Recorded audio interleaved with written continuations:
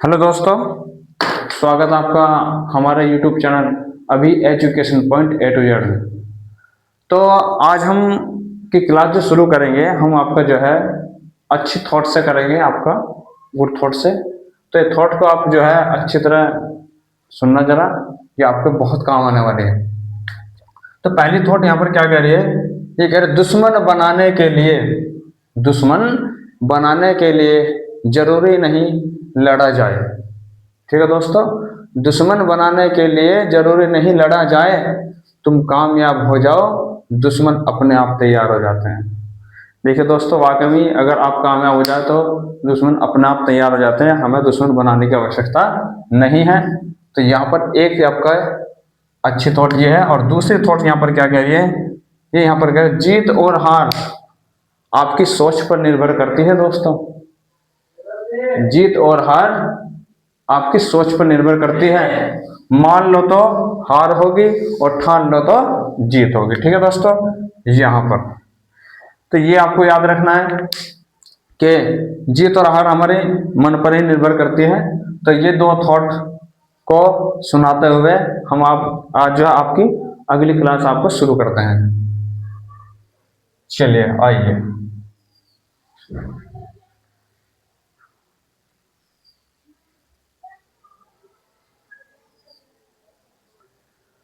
तो आपकी जो है अगली क्लास जो होगी आपका होगी affirmative to interrogative. Affirmative into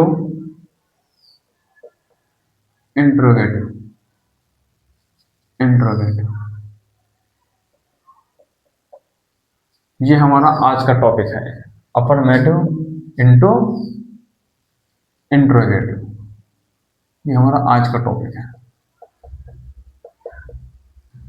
ठीक है दोस्तों, तो देखिए ये भी आपका यूपी बोर्ड के हिसाब से बहुत इंपॉर्टेंट है। ये भी आपका चेंज करने के लिए आता है और बच्चे इसको भी छोड़े आते हैं, जबकि इतने हार्ड नहीं होते। आपके ग्रामर अगर मजबूत है तो आप अच्छे नंबर आप प्राप्त कर सकते हो, यूपी बोर्ड हो या सीबीएसई बोर्ड हो।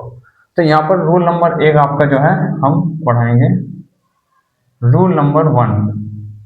रूल नंबर 1 क्या कह रहा है कि जिन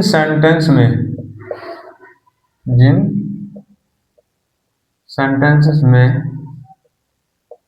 में कोई भी हेल्पिंग वर्ब दी हो, हेल्पिंग वर्ब दी हो, जैसे अब हेल्पिंग वर्ब तो आपको पता ही होगी। तो हेल्पिंग वर्ब कौन सी होती है आपको, जैसे is, are, am, was, were, do, does, did, has, have, had, will, shall, can, could, may, might, must,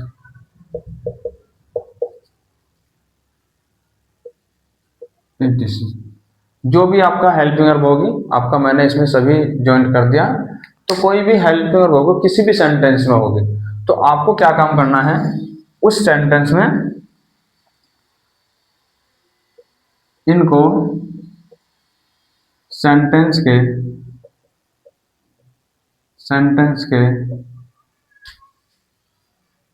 सबसे शुरू में लिखकर लिखकर वाक्य को इंट्रोगेटिव बनाते हैं। इंट्रोगेटिव बनाते हैं।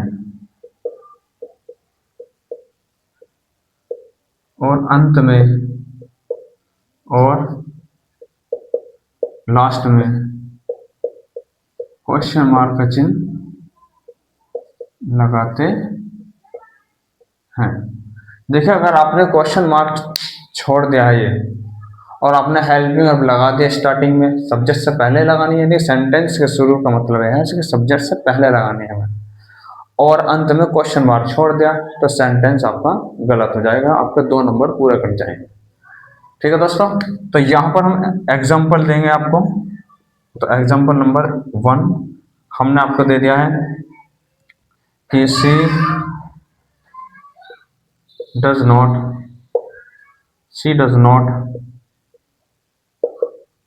Right a letter. तो इंट्रोगेटिव हमें इसको बनाना है, इंट्रोगेटिव बनाना है। ठीक है, तो इंट्रोगेटिव बनाना है तो वही इस नियम के अकॉर्डिंग क्या काम करेंगे, हम हेल्पिंग वर्ब को सेंटेंस के सबसे शुरू में ले जाएंगे। तो सेंटेंस को सबसे शुरू में क्या करना, डज ले लेंगे, सबसे शुरू में ले लिया, और उसके बाद सब्जेक्ट ले लिया, नोट ले लिया आपका, और write a letter, write a letter. बोलो दोस्तों, समझ में आया नहीं? ठीक है ना, बहुत आसान है, बहुत इजी करके हम आपको बताएंगे। रूल नंबर 2 देखेंगे आपका। रूल नंबर 2 में क्या करना है आपको, राखी हैज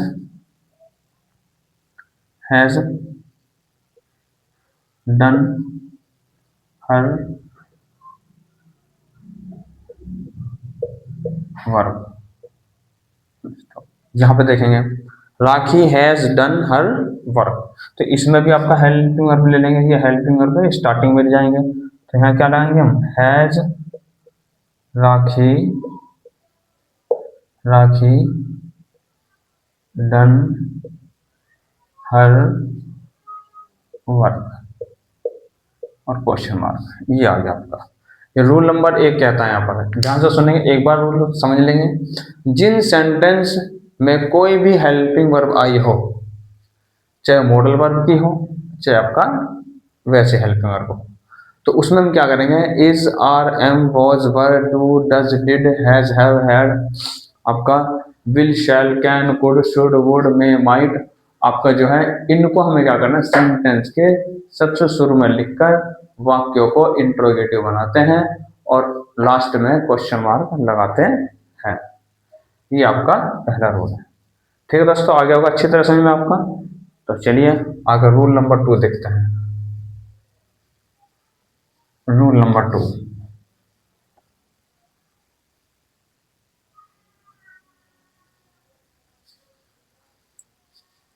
रूल नंबर 2 क्या कह रहा है यहाँ पर,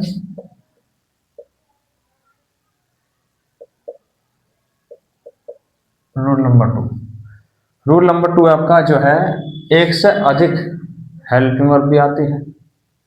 अब एक से अधिक, जैसे कि एक से अधिक हेल्पिंग वर्ब आने पर, हेल्पिंग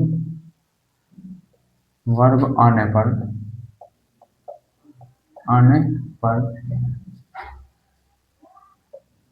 उनमें से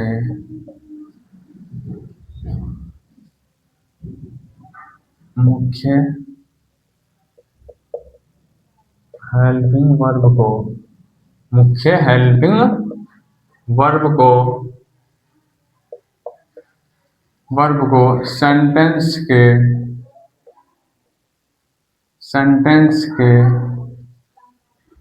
शुरू में लिख देते हैं,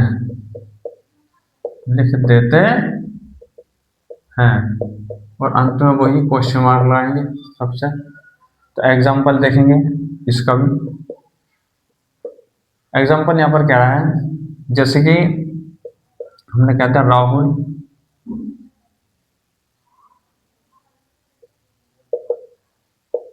will be going to school school. यानी कि राहुल स्कूल जा रहा होगा, तो इसकी हिंदी हो जाएगी।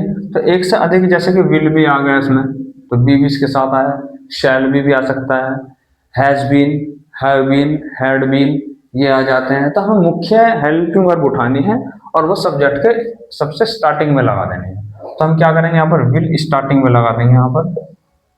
उसके बाद सब्जेक्ट आ गया आपका राहुल, बी वहीं पे रहेगा जू का तू, गोइंग टू स्कूल,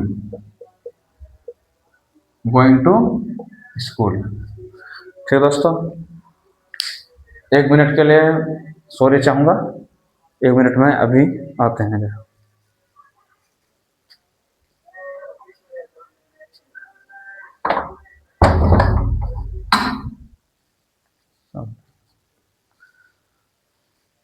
सॉरी दोस्तों, 1 मिनट के लिए हम थोड़ा सा जो है कुछ काम पड़ गया था तो जाना पड़ा। तो ये आपको समझ में आ गया आपका, Rahul will be going to school, तो यहाँ पर आ जाएगा will Rahul be going to school. एक और एग्जांपल देख लेंगे, अगर आपको समझ में ना आया तो एक और लेंगे यहाँ पर। तो यहाँ पर देंगे जैसे कि आपका they have been, they have been making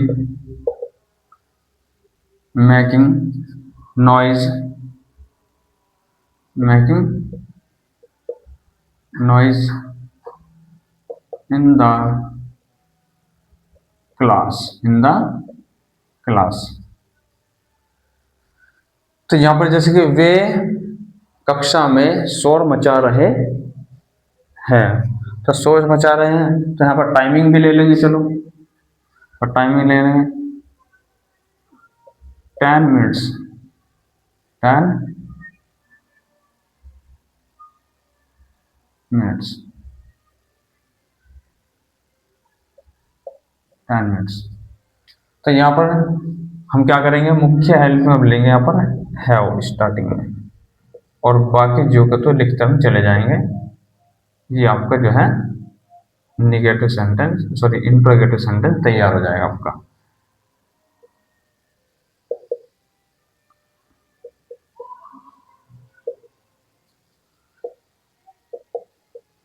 in the class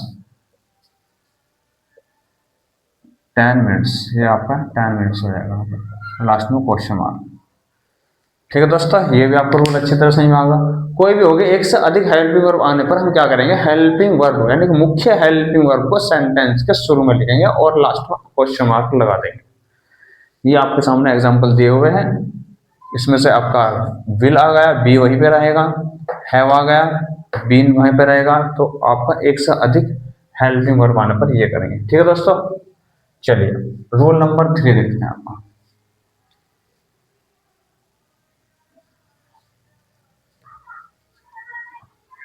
rule number 3 देखते हैं। रूल नंबर 3,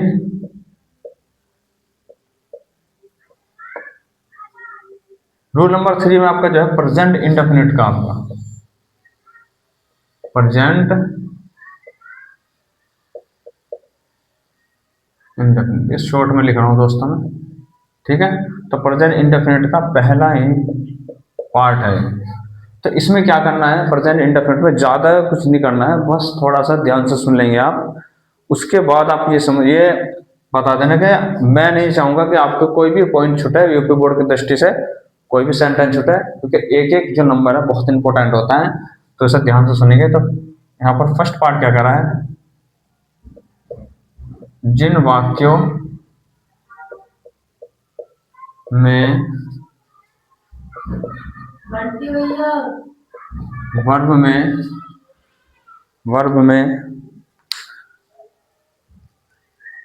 वर्ब में एस या एस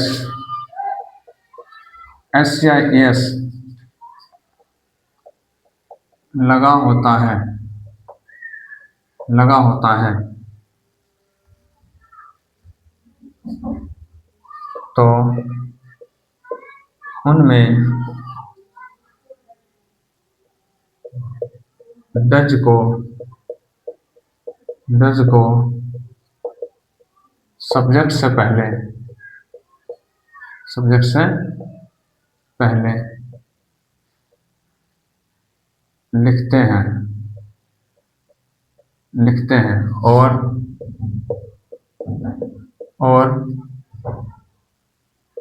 अंत में चिन्ह लगाते हैं, क्वेश्चन मार्क लगाते हैं। इसका भी एग्जांपल देखेंगे, यानी कि जिन वाक्यों में वर्ब में एस या ई एस में लगा, यानी कि उसका सब्जेक्ट सिंगुलर होगा, और सिंगुलर सब्जेक्ट होगा तो हम क्या करेंगे, डज को सब्जेक्ट से पहले लिखेंगे, यानी कि सब्जेक्ट, यानी कि सेंटेंस के सबसे शुरू में। एग्जांपल, एग्जांपल देखेंगे यहाँ पर, हमने यहाँ पर ले लिया आपका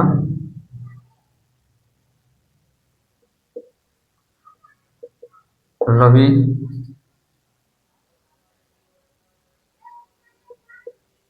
डज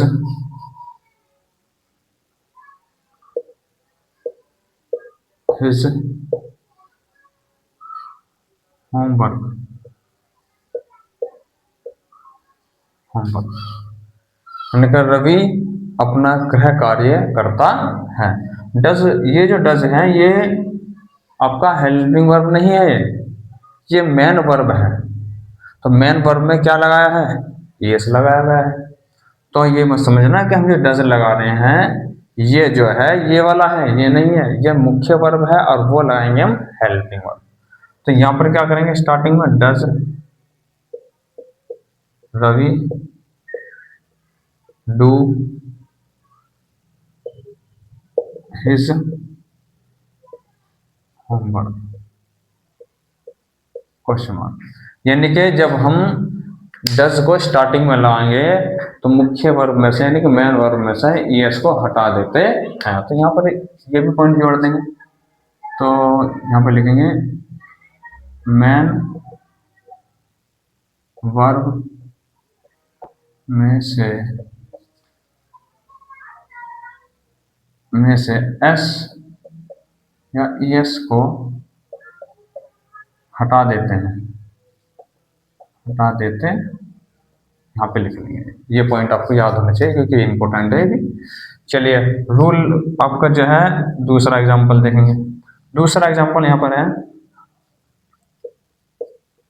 माय मदर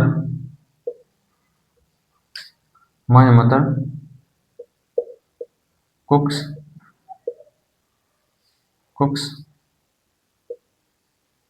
फूड। तो यहाँ पर ये ले जाएंगे, आपका डज आ जाएगा शुरू में, डज माय मदर कुक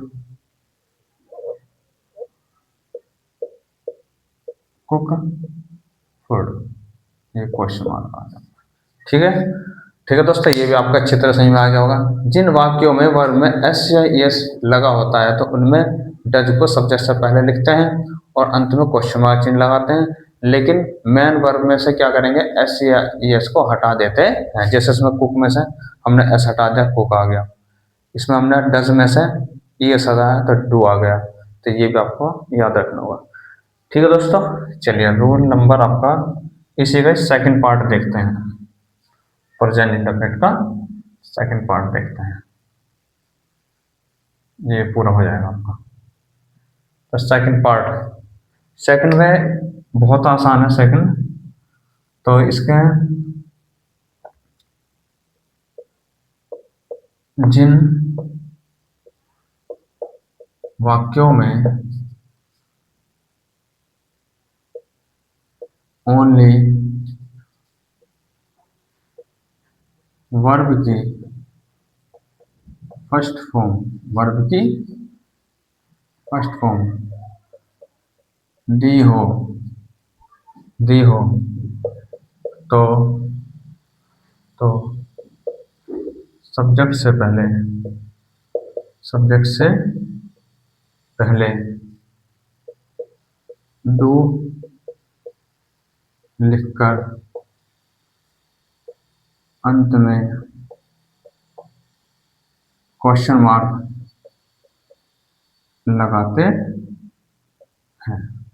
तो ये आपका आसान रूल है। देखें, जिन वाक्यों में ओनली वर्ब की फर्स्ट फॉर्म दी होगी तो हमें सब्जेक्ट से पहले डू लिखना है और अंत में क्वेश्चन मार्क लगाना है, यानी कि इसमें जो है आपको वर्ब का कोई खेल नहीं, मुख्य वर्ब तो वही रहेगी, जो फर्स्ट है तो फर्स्ट ही रहेगी। लेकिन ध्यान रखना है कि जो इससे पहले वाला रूल था उसमें ई एस आ रहा था, तो ई एस को हटाएंगे जब जाकर के सब्जेक्ट से पहले आपका जो है क्या लगेगा, डज लगता है। तो इसका एग्जाम्पल देखेंगे, हम देखेंगे जैसे कि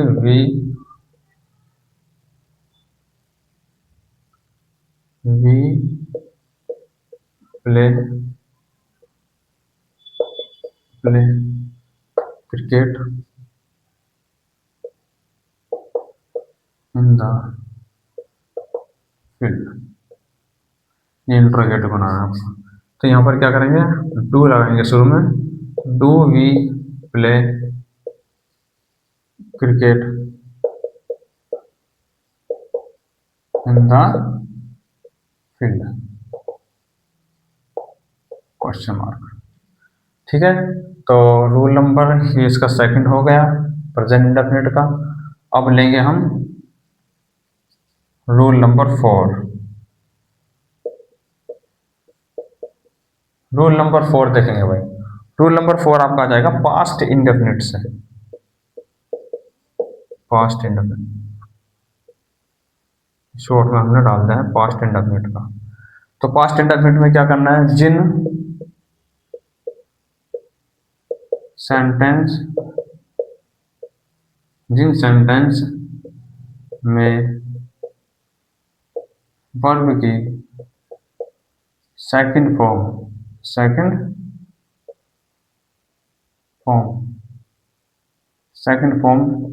दी हो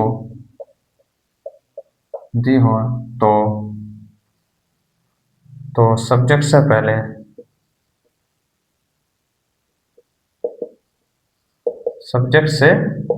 पहले डिड लिखते हैं और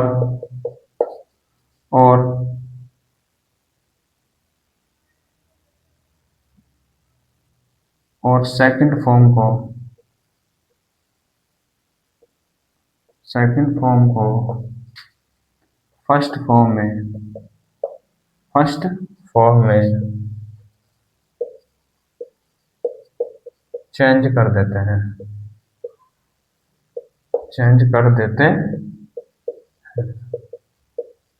चलिए देखिए इसका रूल को समझ लेंगे। जिन सेंटेंस में वर्ब की सेकंड फॉर्म दी होगी, कौन सी फॉर्म दी होगी दोस्तों, सेकंड फॉर्म दी होगी, तो हमें क्या करना है, उन्हें सब्जेक्ट से पहले उनमें क्या करना है, डिड लगाना है, और जो सेकंड फॉर्म है उसको फर्स्ट में बदल देना है। बस आपका इंट्रोगेटिव सेंटेंस तैयार। तो एग्जाम्पल देखेंगे यहाँ पर, जैसे कि आपका एग्जाम्पल है, वी won द मैच, नहीं हम मैच जीत गए। तो यहाँ पर क्या करना है, आपको डिड लगाना है शुरू में, did we win the match, question mark. ठीक है दोस्तों, यहाँ पर सेकंड फॉर्म है फर्स्ट में बदल दिया और डिड हमने शुरू में लगा दिया, क्वेश्चन मार्क आपका तैयार। दूसरा एग्जाम्पल इधर देख लेंगे, आपका दूसरा एग्जाम्पल छोटा सा ले लेंगे, यहां पर लेंगे हम आपका यू एट द फूड। तो यहां पर क्या करेंगे, डिड आएंगे शुरू में, did you eat the food, ये आपका एग्जाम्पल तैयार। तो यहाँ पर देखेंगे, यहाँ पर सेकंड फॉर्म थी ईट की, सेकंड फॉर्म है एट, तो ईट यहाँ पर ईट कर दिया हमने और डिड शुरू में लगा दिया, क्वेश्चन मार्क आपका तैयार। देखिए दोस्तों, ये आपका प्रेजेंट इंडेफिनिट का है और ये पास्ट इंडेफिनिट का है। अधिकतर क्या होता है यूपी बोर्ड में प्रेजेंट इंडेफिनिट और आपका पास्ट इंडेफिनिट के ही पूछे जाते हैं, क्योंकि बच्चों के इनके रूल्स याद नहीं रह पाते और ना ही वर्क कर पाते बच्चे, तो ये इंपॉर्टेंट है, बहुत ज़्यादा ज़रूरी है। तो आई होप कि आपको जो अच्छी तरह समझ में आया होगा। तो अच्छी क्लास लेने के लिए, अच्छे नोट्स बनाने के लिए, आपका जो है यूपी बोर्ड की तैयारी करने के लिए आप हमारे चैनल को सब्सक्राइब करें और लाइक करें, ज़्यादा से ज़्यादा शेयर करें हमारे वीडियो को। तो और इससे आगे जो आपका क्लास आपकी कल होगी। बस इतना ही। जय हिंद, जय भारत।